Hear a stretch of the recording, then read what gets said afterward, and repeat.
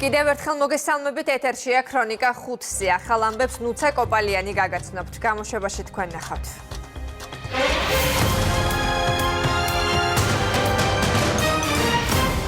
რუსმა ოკუპანტებმა განმუხურიდან 2 ადამიანი გაიტაცეს. ეგრეთ წოდებული ქუჩის გარჩევები სისხლის სამართლებრივი წესით დასჯადი ხდება.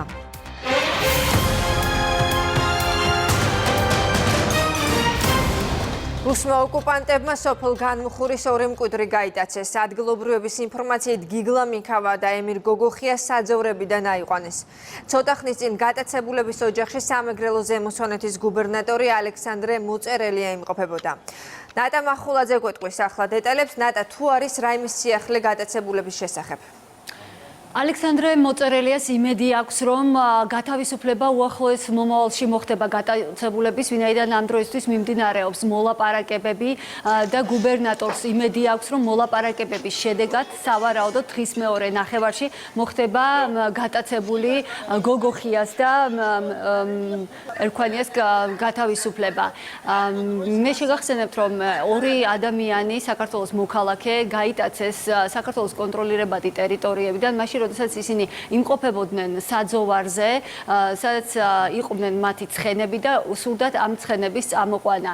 ოჯახის წევრები ამბობენ, რომ ხშირია მცდელობა რუსი ოკუპანტების მხრიდან საქართველოს მოქალაქეების გატაცების ამ ეტაპზეც ისინი მიეპარნენ ამ 2 მოქალაქეს და იარაღის მუქარით გადაიყვანეს უკვე ოკუპირებულ ტერიტორიაზე. ჩვენს ტერიტორიაზე იყვნენ ცხენები. და იმად გადმოსარეკად წავიდნენ ესენი. მავთულ ხლართის აქით იყო ცხენიც და ესენიც რო დაიჭირეს. ჩემი მოთხოვნა რა არის შულო და ავამტყოფი კაცია წნევიანი და იქ რო არ მოკლან, გაარკვიონ რა იყო, როგორ იყო და დაგვიბრუნდეს. თავიანთი ცხენები იყვნენ იქ და ისინი უნდა ისა დაეჭირათ და წამოეყვანათ ამ 2 მამაკას. ხო და რომ მივიდნენ ისინი გადმოსულან აქეთ და დაუჭერიათ აქეთ უკან მიეპარნენ შეიარაღებული ის რუსები. თუ არა იმა ტერიტორიაზე არ გადასულან, ჩვენს ტერიტორიაზე ბალახობდნენ ეს ცხენები. როგორც აღნიშნავს დღეს აფხაზეთის ეგრეთ წოდებული მთავრობის წარმომადგენლები და რუსული მხარე თითქოს 40 მეტრით იყო ეს მავთულ ხლართი შეჭრილი მათ კონტროლირებად ტერიტორიაზე. დაკავებული იქნა 2 მოქალაქე. სავარაუდოდ ველოდებით ჩვენ იმას, რომ დააჯარიმებენ და გამოუშვებენ. ევროკავშირის სადამკვირვებლო მისია ჩართულია საქმეში. ყველა ღონეს ხმარობთ იმისათვის, რომ რაც შეიძლება დროულად მოხდეს მათი განთავისუფლება.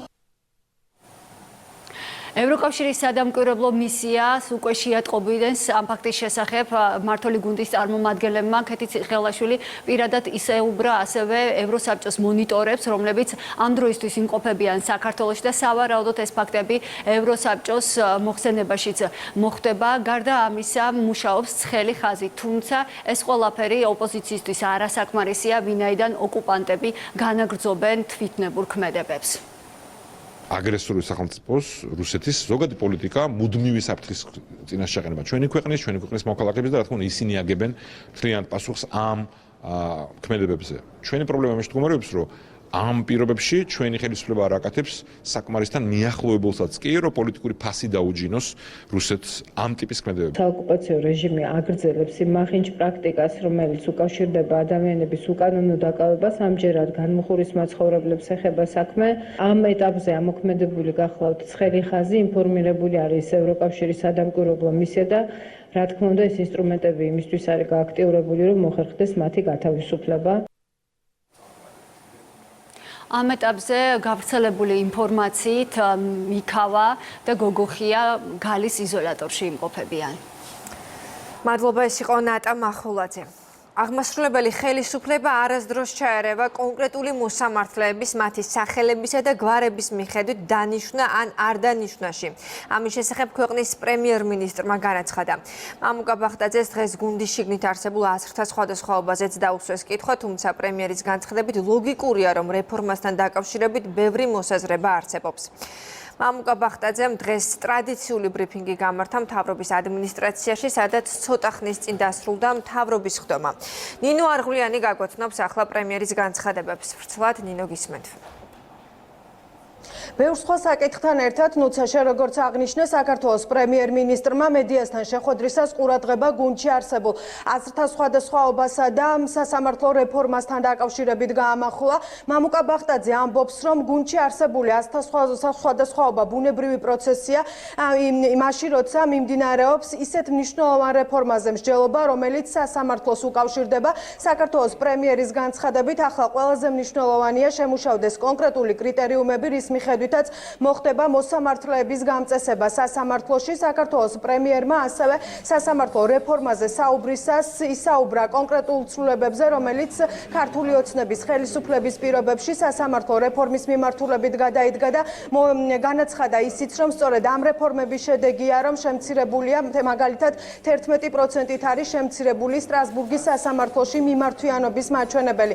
მამუკა ბახტაძე ამბობს, რომ ამ მიმართულებით კიდევ ბევრი ცვლილება იქნება, თუმცა ის განმარტავს, რომ აღმასრულებელი ხელისუფლება არასოდეს ჩაერევა მოსამართლეების დანიშვნა გათავისუფლების პროცესში და აქვე ამბობს, რომ ის იყო მახინჯი პრაქტიკა, რომელიც არსებობდა ყოფილი ხელისუფლების პირობებში, როცა ხელისუფლება ასეთ გადაწყვეტილებებს იღებდა.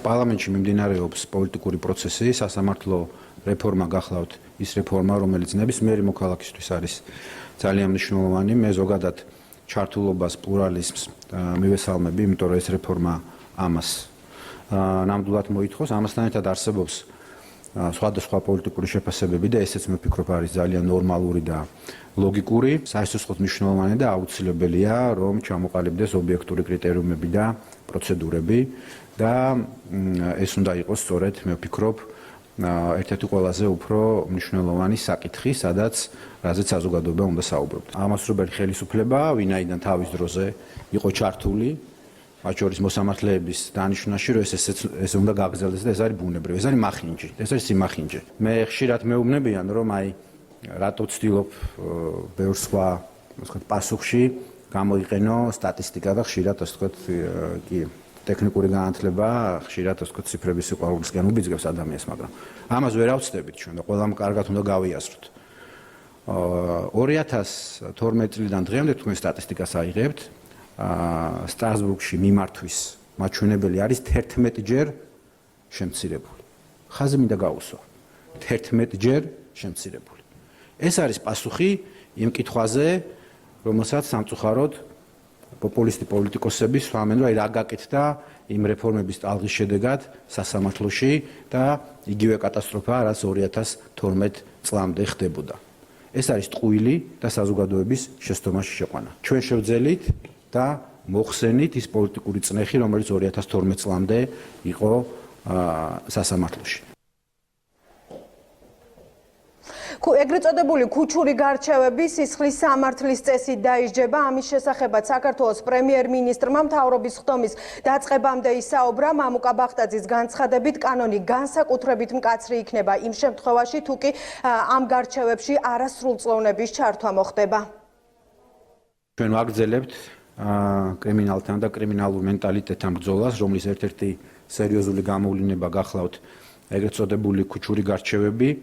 მათი სიხშირე და ხშირ შემთხვევაში მძიმე შედეგები ჩვენი მხრიდან უფრო მკაცრი პოლიტიკის გატარებას მოითხოვს.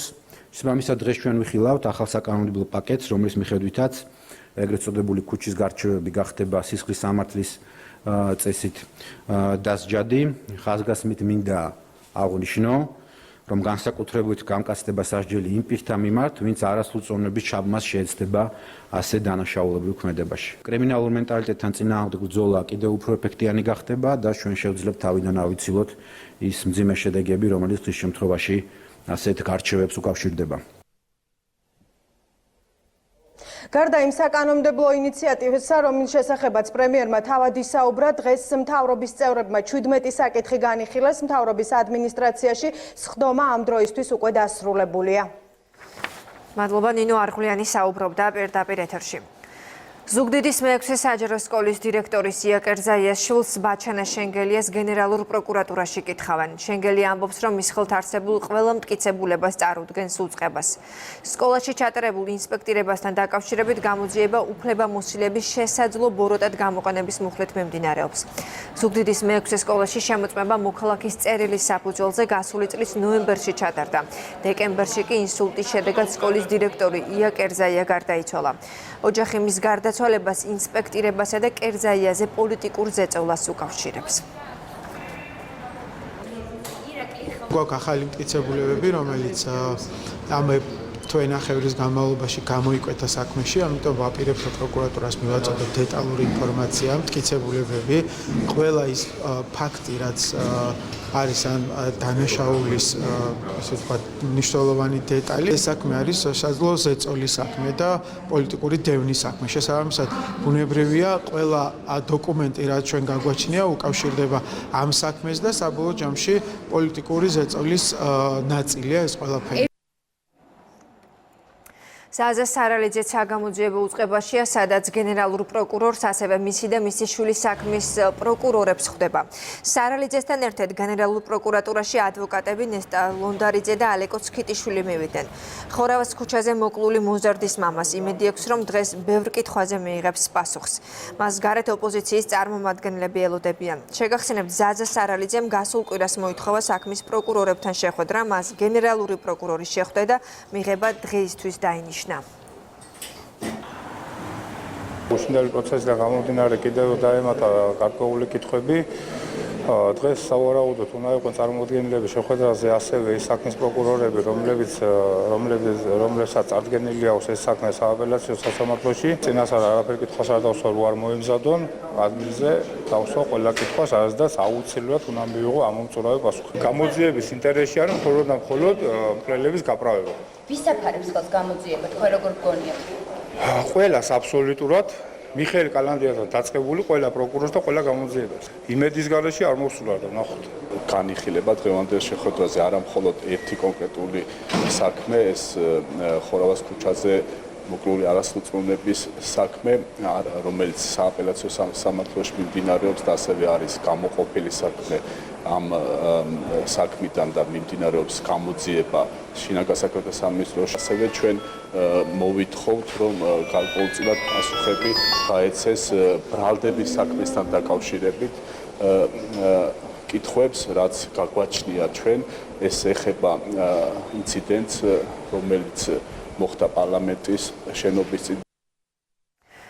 ამ წუთებში პარლამენტის თავმჯდომარე თურქეთის საგარეო საქმეთა მინისტრს ხვდება. მანამდე ირაკლი კობახიძე რესპუბლიკის დიდი ეროვნული ასამბლეის თავმჯდომარეს შეხვდა.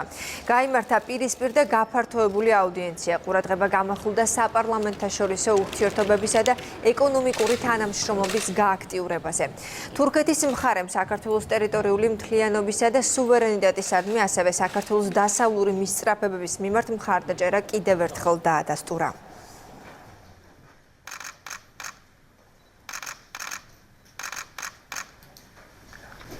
პოლიტიკური და ეკონომიკური კუთხით ამას აქვს ჩვენთვის რა თქმა უნდა სტრატეგიული მნიშვნელობა. აქედან გამომდინარე ჩვენი მშელე, ჩვენი ურთიერთობის, თანამშრომლობის, მეგობრობის ყველა ასპექტზე დაწყებული პოლიტიკური თანამშრომლობით, გაგრძელებული ეკონომიკური, კულტურული ურთიერთობებით, თითოეული ეს განზომილება ჩვენი თანამშრომლობის არის განსაკუთრებით მნიშვნელოვანი. ასევე ქონდა რა თქმა უნდა ჩვენ საუბარი ჩვენი ორი სახელმწიფოს სტრატეგიულ ეროვნულ ასე ვთქვათ ეროვნული მნიშვნელობის საკითხებზე, მათ შორის ჩვენ ბუნებრივია კიდევ ერთხელ გავამახვილეთ ყურადღება ტერიტორიული მთლიანობის საკითხებზე და გადავახედოთ მადლობა ჩვენს კოლეგას იმ თანადგომისთვის, ხარდაჭერისთვის, რომელსაც ჩვენ გრძნობთ ამ მიმართულებით ჩვენი თურქი მეგობრების მხრიდან. მოსამართლეების შერჩევის წესები და კრიტერიუმები ნათელი, გამჭვირვალე და სანდო უნდა იყოს. ამის შესახებ საქართველოში ევროკავშირის ელჩმა კარლ ჰარცელმა განაცხადა და დასძინა, რომ ევროკავშირის წარმომადგენლობა სხვა საელჩოებთან ერთად ყურადღებით აკვირდება პროცესებს. რაც შეეხება ეკა ბესელიას ინიციატივას, ელჩი მისი შეფასებისგან თავს იკავებს, თუმცა აღნიშნავს, რომ მცდელობა სასამართლო რეფორმის სანდოობისკენ არის მიმართული. ჩვენ სხვა საელჩოებთან და ორგანიზაციებთან ერთად ყურადღებით ვადევნებთ თვალს სასამართლო რეფორმას. მიგვაჩნია, რომ ის წესები და კრიტერიუმები, რომლებიც უნდა შემუშავდეს, უნდა იყოს ნათელი, გამჭვირვალე და სანდო. ეს აუცილებელია ქართული მართლმსაჯულებისთვის. აუცილებელია, რომ მართლმსაჯულების მიმართ იყოს ნდობა, არა მარტო საქართველოს მოქალაქეების მხრიდან, არამედ ინვესტორების მხრიდანაც. რაც შეეხება ქალბატონ ეკა ბესელიას ინიციატივას, მე არ ვარ ის ადამიანი, რომელმაც ეს უნდა შეაფასოს. თუმცა ჩემთვის გასაგებია, რომ ცდელობა მიმართულია იმისკენ, რომ მართლმსაჯულება, სასამართლო რეფორმა გახდეს უფრო სანდო. ეკონომიკის მინისტრი პარლამენტშია გიორგი ქობულიას დარგობრივი ეკონომიკისა და ეკონომიკური პოლიტიკის კომიტეტის ხდომაზე უსმენენ. მინისტრი ქვეყანაში არსებულ ეკონომიკურ ვითარებას შეაფასებს და სამომავლო გეგმებზე ისაუბრებს. სავარაუდოდ მოუწევს მწვავე კითხვებზეც პასუხების გაცემა. სოფო ბერიძე გვეტყვის, ახლა რა ხდება საკანონმდებლო ორგანოში, სოფო გისმენთ. თეახნუცა ეკონომიკის მინისტრისა და დეპუტატების შეხვედრა ისე დაიწყო, რომ გიორგი ქობულია ჟურნალისტებთან განცხადებამ შეხვედრის დაწყების წინ არ გაუკეთებია. შესაბამისად, ჩვენ არ ვიცით რა არის ამ ეტაპზე 2019 წლისთვის ეკონომიკის სამინისტროს მთავარი პრიორიტეტები და რაზე აპირებს საუბარს ეკონომიკის მინისტრი. ვიცით, რომ მთავარი თემა გახლავთ სწორედ მიმდინარე წლის გეგმები. გეგმებთან დაკავშირებით შეკითხვები აქვს უმრავლესობასაც, მათ შორის არის დარგობრივი ეკონომიკის კომიტეტის თავმჯდომარე რომან კაკულია, რომელიც ამბობს, რომ აუცილებლად საზოგადოებამ სწორედ წლის დასაწყისში იცოდეს, რის გაკეთებას აპირებს მთავრობა მთელი წლის განმავლობაში, რადგან არ არსებობდეს მოლოდინები სხვადასხვა ტიპის დაპირებებთან დაკავშირებით. რაც შეეხება ოპოზიციას, ოპოზიცია ყურადღებას ამახვილებს იმის თაობაზე, რომ მათი შეფასებით ქვეყანაში ძალიან დაბალი ეკონომიკური ზრდა, რაც ხელს არ შეუწყობს იმას, რომ ჩვენი ქვეყანა სწრაფად განვითარდეს ეკონომიკური კუთხით. ამას გარდა ოპოზიციას შეკითხვები მინისტრთან აქვს რუსეთის სახელმწიფო კომპანიასთან დაკავშირებით, გაზპრომთან დაკავშირებით და მათ აინტერესებთ გაფორმდა თუ არა 2019 წლისათვის გაზპრომთან ხელშეკრულება და რა პირობებით. საერთოდ ჯამში რა თქმა უნდა მთავარი კითხვაც და მთავარი პრობლემა, ერთ-ერთი მთავარი პრობლემა ამ ხელისუფლების ივანიშვილის გუნდის და ამ ეკონომიკის მინისტრის პირობებში არის ნულოვანი რეალური ხედვა იმისი, როგორ უნდა გამოვიდეს ქვეყანა ამ კრიზისიდან და ის, რომ მათ მიერ გადადგმული ნაბიჯები ყველა მიმართულებით, ყველა რეგულაციის მიმართულებით, ეგრეთ წოდებული საპენსიო რეფორმით დაწყებული, გაგრძელებული ამ რაღაცა ვითომ ხალხზე ზრუნვით ცეცხლთან დაკავშირებით, არის ერთ-ერთი მთავარი ფაქტორი ქვეყნის გაღარიბების და ახალი სამუშაო ადგილების არ შექმნის, შემოსავლების კლების და ამაზე ყველაფერზე მან უნდა გაგვცეს პასუხი. გაზის სექტორში არსებული უზარმაზარი რესურსები იფლანგება და არის სერიოზული კორუფცია ამ სფეროში. აი ეგ ჩვენ ნახევარი გავიდა და ისიც კი არ ვიცით, რის საფუძველზე მიეწოდება საქართველოს ტერიტორიის გავლით იგივე გაზპრომის გაზი სომხეთს. ხმას არ იღებენ, პრივატიზაციის პროცესი არის გაუმჭვირვალე, ვინ რას ყიდის, რას ყიდულობს, როგორ ფასად იყიდება, არავინ იცის. ფაქტია, რომ ეკონომიკური სტაგნაციის და აი ესეთი დაბალი ეკონომიკური ზრდის ერთ-ერთი მთავარი მიზეზი არის გეგმის ხედვის არარსებობა და მოშლილი მენეჯმენტი. ყოველი წლის დასაწყისში ყოველი მინისტრი და ამ შემთხვევაში მინისტრი, რომელიც ჩვენი კურაციის სფეროში არის, მოვიდეს ძალიან კაფეო გზავნილებით იმასთან დაკავშირებით, თუ მისი ხედვით ამ წლის განმავლობაში რა არის გაკეთებადი. ჩვენ ჯობია ვიკამათოთ დღეს, ვიდრე შემდეგ დეკემბერში. რომ დეკემბერში უკვე ანგარიშის მოსმენა ეფუძნებოდეს არა ზოგადად განცხადებებს თუ რა გაკეთდა და რა იქნა მიღწეული, არამედ მოხდეს პირდაპირ შედარება წლის დასაწყისში გაკეთებულ დაპირებებთან. ეკონომიკის მინისტრი სულ არ არის დიდი ხანი, რაც შეუდგა თავის საქმიანობას, თავის მოვალეობის შესრულებას. დაიწყო იმით, რომ გარკვეულ ჯგუფთან ერთად შეიმუშავა ქვეყნის ეკონომიკური განვითარების გეგმა და სწორედ ამ გეგმის გაცნობასთან დაკავშირებით შევიკრიბეთ დღეს აქ. შეხვედრის ფორმატი პირველ ეტაპზე ითვალისწინებს მინისტრის მოხსენებას. გიორგი ქობულია სავარაუდოდ, როგორც დაანონსებულია, შეაფასებს ქვეყანაში დღეისთვის არსებულ ეკონომიკურ მდგომარეობას, ისაუბრებს მიმდინარე წლის გეგმებზე და უკვე ამის შემდგომ კომიტეტის ხდომა მინისტრთან კითხვა-პასუხის რეჟიმში გაგრძელდება. მადლობა, სოფო ბერიძე საუბრობდა პირდაპირ ეთერში. ნატოს მინისტერიალის ფარგლებში თავდაცვის მინისტრი ლევანი ზორია იენს სტოლტენბერგსა და ალიანსის გენდივის მოადგილე როუზ გოტემოლერს შეხვდა. მთავარი განსახილველი თემები იყო ნატო საქართველოს თანამშრომლობა, საქართველოს როლი შავი ზღვის რეგიონის სტაბილურობის გამტკიცებაში და მარტში დაგეგმილი ნატო საქართველოს სწავლება. სწორედ ამ სწავლების ფარგლებში იგეგმება ალიანსის გენერალური მდივნის ვიზიტი საქართველოში. მინისტერიალის ფარგლებში ლევანი ზორია ლიეტუვას, თურქეთის, ბულგარეთისა და რუმინეთის თავდაცვის მინისტრებსაც შეხვდება. კოლეგები ქვეყნებს შორის თავდაცვის სფეროში თანამშრომლობის საკითხებს განიხილავენ. ნატოს თავდაცვის მინისტრების შეხვედრებს ჩრდილოატლანტიკური ალიანსის შტაბ-ბინა მასპინძლობს.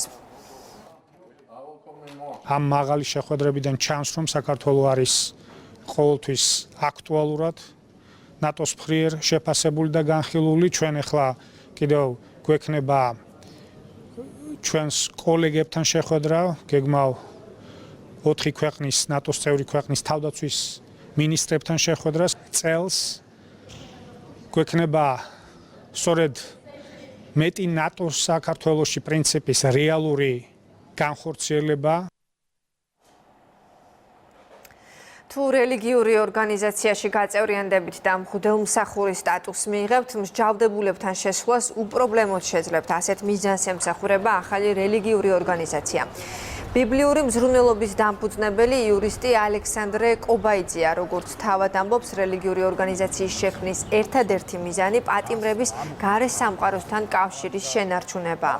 მოქმედი კანონმდებლობის მიხედვით რელიგიური კონფესიების წარმომადგენლებს მსჯავრდებულებთან პაემანზე შესვლა შეუფერხებლად შეუძლიათ.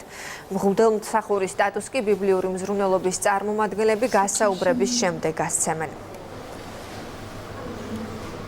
თუ პაიმანზე თქვენ მივძანდებით, უნდა ჩადგეთ შესაბამის გაუსაძლით რიგებში, უნდა დაელოდოთ გარკვეულ დროს. ჩვენ სამართლებრივ შესაძლებლობას გამოვიყენებთ რის მესშეობითაც, როგორც პატიმრებს გაუვადვილებთ კომუნიკაციას გარე სამყაროსთან, ასევე გარე სამყაროს გაუვადვილებთ კომუნიკაციას პატიმრებთან. მან ჩვენთან უნდა მოვიდეს, გაიაროს გასაუბრება, ეს გასაუბრება გააჩინე ხა ვისთვის მარტივი იქნება და ვისთვის რთული იქნება. სტატუსის მიხედვით იქ საბუთში ეწერება მღვდელმსახური, მაგრამ განმეორდები რომ ეს არის იურიდიული დოკუმენტი და არა რელიგიური დოკუმენტი. ეგრეთ წოდებული ქურდული სამყაროს წევრობის, ქურდულ შეკრებაში მონაწილეობისა და ქურდული სამყაროს საქმიანობის მხარდაჭერის ბრალდებით დაკავებულების ბრალს არ აღიარებენ. მათი აღკვეთის ღონისძიებაზე მსჯელობა ამ წუთებში მიმდინარეობს. ერთ-ერთი ბრალდებულის მერაბ კაჭკაჭიშვილის განცხადებით, მას დაზარალებულ ბიზნესმენთან მეგობრული ურთიერთობა ჰქონდა და მშენებლობის 50%-იან წილს ფლობს. დავა კი უხარისხო მშენებლობას ეხებოდა, რომლის გამოსწორების შესახებ სალაპარაკოდ იყო მისული დაკავებულ ქარელი შულთან. ეგრეთ წოდებულ ქურდულ გარჩევაში მონაწილეობის შესახებ კი მას ინფორმაცია არ ჰქონია. არაფიქრებულება არ არსებობს. არის მოწყობილი პროვოკაცია და გახდა იგი პროვოკაციის მსხვერპლი. ჩემი დაცვის ქვეშ ყოფი სულ შემთხვევით მოხდა იმ ადგილზე, სადაც აღჭურვილი იყო ერთი პიროვნება ფარული ვიდეო კამერით. რა თანხაზეა საუბარი? ანუ მართებდა ბიზნესმენს თქვენი დაცვის ქვეშ ყოფის? მართებდა, როგორც ჩანს ეგრეთ წოდებული დაზარალებული საუბრიდან გამომდინარე $100,000. ვისთვის მართებდა? ერთ მეორესთვის ახლა გვარებს ვერ დავაწყო. კაჭკაჭიშვილისთვის მართებდა? ხო, კაჭკაჭიშვილისთვის მართებდა იმას რა ქვია მეორეს. მიწის სანაცვლოდ უნდა გადაეცა მას ის 100,000? არა, მის სანაცვლოდ, ამის სანაცვლოდ, რის სანაცვლოდ ამაზე ჯერ საუბარი არ შემიძლია. სააფთიაქო ნარკომანიის საქმეზე სასამართლო პროცესი გრძელდება. მხარეებმა უკვე წარმოთქვეს შესავალი სიტყვები. დღეს პროკურორმა დაკავებულთა დანაშაულებრივ ქმედებებზე ისაუბრა. ცნობისთვის ბრალდებულებს შორის სამედიცინო საქმიანობის სახელმწიფო რეგულირების სააგენტოს ყოფილი უფროსი გია თვალავაძეცაა, რომელიც სექტემბერში დააკავეს. მოგვიანებით კი ჯანმრთელობის მდგომარეობის გამო გირაო სანაცვლოდ გაათავისუფლეს. გამოძიების ინფორმაციით მან იცოდა, რომ ათეულობით აფთიაქში ფსიქოტროპული მედიკამენტები უკანონოდ იყიდებოდა, თუმცა ამაზე რეაგირება არ მოუხდენია. ჯამში ამ საქმეში ბრალდებულია 21 პირი, არც ერთი მათგანი დანაშაულს არ აღიარებს. სასამართლოს თომამდე ბრალდებულების ჯანმრთელობის მდგომარეობიდან გამომდინარე სასამართლომ მიიღო გადაწყვეტილება და მათ შეფარდებული აღკვეთის ღონისძიება პატიმრობა შეუფარდა უფრო მსუბუქი აღკვეთი ღონისძიებით გირაოთი. რაც შეეხება შემდგომ სთომას, შემდეგ სთომაზე ბრალდების მხარე იტყვის უკვე შესავალ სიტყვას და წარმოადგენს მტკიცებულებას, რომელთა გამოკვლევის შემდგომ ჩვენ მიგვაჩნია, რომ 21-ვე ბრალდებულის მიმართ გამოტანილი იქნება გამომტყუნებელი განაჩენი. ორ ბრალდებულს შეეცვალა აღკვეთის ღონისძიება პატიმრობა გირაოთი. ისინი გათავისუფლდნენ სხდომის დარბაზიდან, მათ დატოვეს საპატიმრო დაწესებულება, ვინაიდან არ არსებობდა არანაირი საფუძველი მათი პატიმრობაში დატოვებასთან დაკავშირებით. ასევე დღევანდელ სხდომაზე დაცუცხარემ წარმოადგინეთ სასამართლოში ახალი მტკიცებულებები, რომლებიც პირდაპირ და ცალსახად განმორიცხავენ გია თვალავაძის მხრიდან რაიმე სახის დანაშაული ჩადენას. 29 წლის მამაკაცი დედაზე ძალადობის ბრალდებით დააკავეს. სამართალდამცველებმა ის იმ დროს აიყვანეს, როდესაც მის საცხოვრებელ სახლში ხანძარი გაჩნდა. მეზობლები არ გამორიცხავენ, ცეცხლი ბრალდებულს თავად გაეჩინა. ისინი ყვებიან, რომ მამაკაცი დედაზე ხშირად ძალადობდა. ქალი გადაყვანილია თავშესაფარში. პოლიციამ ცალკე გამოძიება დაიწყო ხანძრის ეპიზოდზე.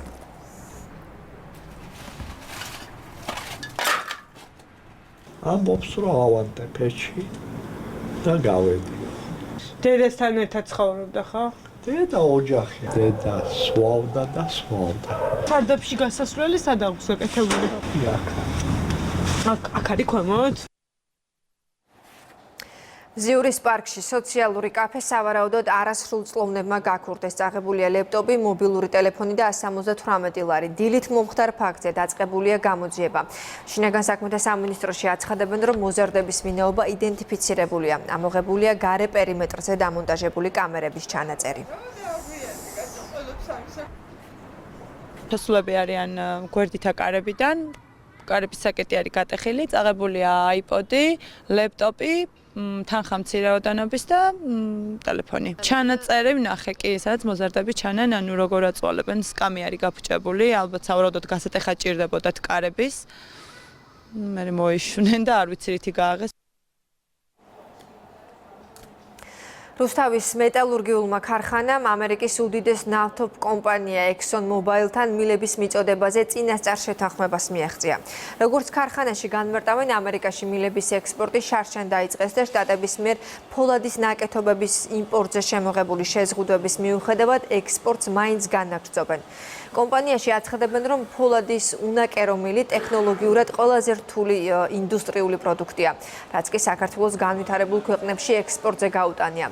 წელს დაგეგმილი ექსპორტის გეოგრაფიის გაფართოება მომხმარებელს გერმანიიდან, იტალიიდან, პოლონეთიდან, ბულგარეთიდან, აზერბაიჯანიდან და ყაზახეთიდან, სამხრეთ კორეისა და ინდოეთის ბაზრებიც დაემატება. ზოგადად ამერიკის ბაზარზე პროდუქციის მიწოდება დავიწყეთ შარშან, საცელი პარტიები იყო მიწოდებული, ამ კომპანიასთან მოლაპარაკებები ახლახან დაიწყო. მიღწეულია წინასწარი შეთანხმება პროდუქციის მიწოდებაზე, ხელშეკრულებაზე ჯერჯერობით მუშაობთ. და რა პროდუქციაა? სამაგრე მილები, რომლებიც გამოიყენება ნავთობის მოპოვებაში. ამერიკას შემოღებული აქვს 25%-იანი ტარიფი ფოლადის პროდუქციაზე, რაც ხელი შემცვლელი ფაქტორია, მაგრამ მიუხედავად ამისა, ჩვენი გეგმები ამერიკის ბაზარზე ყოფნის მაინც არ იცვლება. თბილისსა და მის მიმდებარე ტერიტორიაზე დაავადებული ხეების ნაცვლად ახალი ნერგები დაერგვება. შესაბამისი მემორანდუმი დედაქალაქის მერიასა და კერძო მესაკუთრეებს შორის გაფორმდა. შეთანხმების თანახმად მათ ერთობლივი ძალებით უნდა უზრუნველყონ გამხმარი და დაავადებული ხეების მოვლა, ასევე ახლების დარგვა.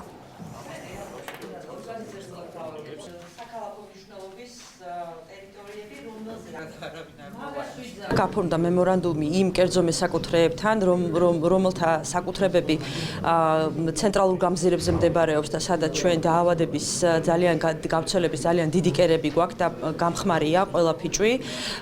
მათი თანამონაწილეობით მოხდება ამ ტერიტორიებზე მწვავე ნარგავების აღდგენა. მუნიციპალიტეტი კვლავ განაგრძობს ურბანულ გარემოში მწვავე ნარგავებზე ზრუნავს და ის ღონისძიებები, რომელსაც ჩვენ ვატარებთ მიმდინარე წელს, არის აუცილებელი იმისთვის, რომ მასშტაბი არ მოედოს მთელ თბილისს და ეკოლოგიური კატასტროფა არ მივიღოთ.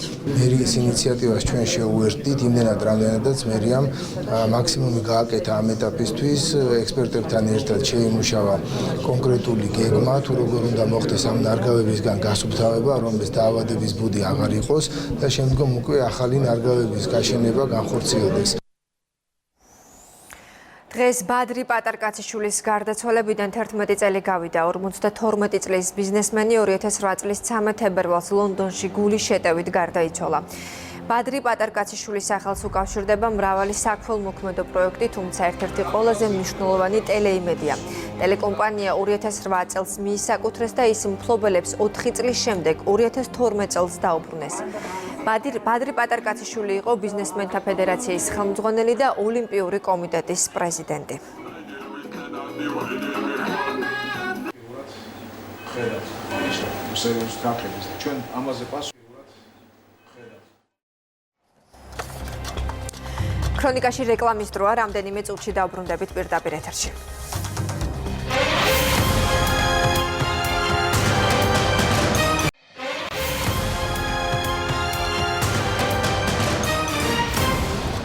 რეკლამის შემდეგ თქვენ უყურებთ ქრონიკას 5-ზე. ბათუმში ცოტა ხნის წინ სავარაუდოდ პირადი ცხოვრების სამსახველი ფარული ჩანაწერების გავრცელების საქმესთან დაკავშირებით ერთი პირი დააკავეს. ინფორმაცია შინაგან საქმეთა სამინისტრომ ქრონიკას დაუდასტურა. დაკავებულია ზა ლატარია. ქრონიკა ლატარიას შვილს დაუკავშირდა, რომელიც აცხადებს, რომ დაკავება დაახლოებით 1 საათის წინ ბათუმში ერთ-ერთი სასტუმროს მიმდებარე ტერიტორიასთან მოხდა. ლანა ლატარია დაკავების მოტივზე ვერ საუბრობს. სასტუმროში ავდიოდით მე და მამაჩემი, მოვიდა შკოდით უკან მოგვადგნენ, ჩაისვეს მანქანაში და წაიყვანეს მამაჩემი. ყველაფერს აკეთებენო ზაალატარი განადგუროთ, ციხეში ჩაყვანა ალბათ. რა ინტერესი აქვთ მამა თქვენის? არ ვიცი. ანუ როდის მოხდა მისი დაკავება? 1 საათი ან 9 საათი წინ, 1 საათი. რა უფრო. შკოდით იყვნენ ჩვეულებრივად, შკოდით მოვიდნენ და ორი მანქანა იყო, ორი მანქანა მოგვადგა უკან. მე არანაირი ინფორმაციას ავთვალ ამ საკითხთან, მაგრამ ფიქრობ, რომ რაღაც საქმის შეტევა უნდათ ზალატარიასთან და უბრალოდ იცოდეთ, რომ არ გამოვოთ ეგეთ რაღაც და ვერაფერს ვერ გააკეთებენ. ახლა მსოფლიოში განვითარებული მოვლენები ჩრდილოეთის ნაკადი 2-ის პროექტი ევროპის ენერგოუსაფრთხოებისთვის კოლოსალურ საფრთხეს წარმოადგენს. ამის შესახებ ამერიკის სახელმწიფო მდივანმა პოლონეთში ვიზიტისას განაცხადა. მაიკ პომპეოს თქმით, პროექტით დიდ სარგებელს მხოლოდ რუსეთი ნახავს. ამერიკის შეერთებული შტატები ყველაფერს გააკეთებს, რომ ენერგეტიკის სფეროში ევროპის უსაფრთხოების საკითხი პირველ ადგილზე იდგეს, აღნიშნა ამერიკის პირველმა დიპლომატმა.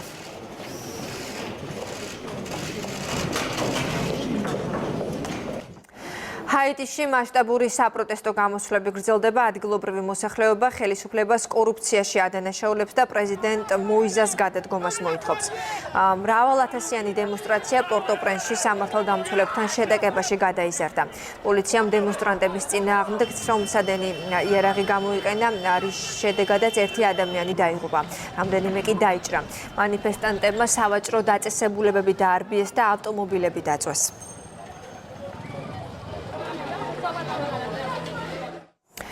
რეპერის საუჯი სასამართლომ 9 დღიანი პატიმრობის შემდეგ ირაოს სანაცვლოდ გაათავისუფლა. მუსიკოსი ამერიკის საიმიგრაციო სამსახურმა 4 თებერვალს დააკავა. გაირკვა, რომ რეპერი შტატებში 13 წელი არალეგალურად ცხოვრობდა. ის საპატიმროს $100,000 გირაოს სანაცვლოდ დატოვებს.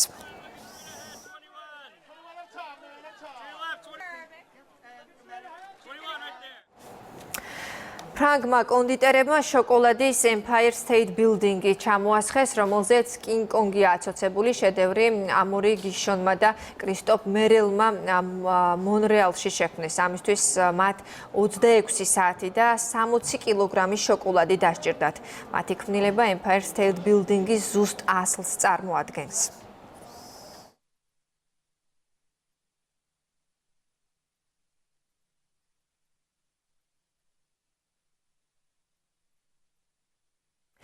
ჩინეთში ალუბლები აყვავდა ულამაზესი სურათის სანახავად. ქალაქ განჯოუს უამრავი ტურისტი ჩადის. ქალაქის პარკში ათასობით სახეობის ალუბალი ხარობს.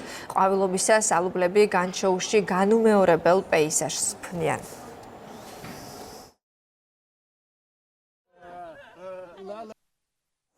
შეერთებულ შტატებში ძაღლების ტრადიციული შოუ გაიმართა ვესტმინსტერ ვენერ კლუბის სახელით ცნობილ კონკურსს. ნიუ-იორკმა 153 უმასპინძლა. კონკურსის გამარჯვებული წელს 7 წლის ფოქსტერიერი სახელად კინგი გახდა. შოუ ამერიკულ მეგაპოლისში ყოველწლიურად იმართება და მასში მონაწილეობას 200-ზე მეტი სახეობის 3000-მდე ძაღლი იღებს.